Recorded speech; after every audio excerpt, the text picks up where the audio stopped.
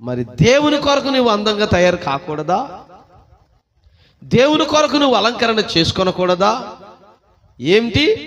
వాక్యమును ధరించుకోకూడదా? వాక్యము నువ్వు చక్కగా అలంకరించుకోకూడదా? ఒక పరిశుద్ధమైన స్త్రీగా నువ్వు ప్రవర్తించకూడదా? అలాగే నీ దాహాన్ని తీర్చుకోలేవా? ఆమేన్. కానీ స్త్రీకి సహజంగా గుణం ఉంది. మరి దేవుడు ఆమెకి ఇచ్చిన ఆ గుణం ఏంటంట? అందము. కానీ ఆ అందం అంట ఊరోడి కోసమో బయటోడి కోసమో కాదంట, అది తన భర్త కొరకే. మరి ఇప్పుడు స్త్రీలు ఆ విధంగా ఉండటం కోరడాన్ని మనము కనుగొంటాం. అది ఎందువలన? దేవుడు ఆమెకు ఏదో ఇచ్చినందువలన. మరి స్త్రీలు అందంగా ఉండటం తప్పు కాదు, వారు ఉండాలి.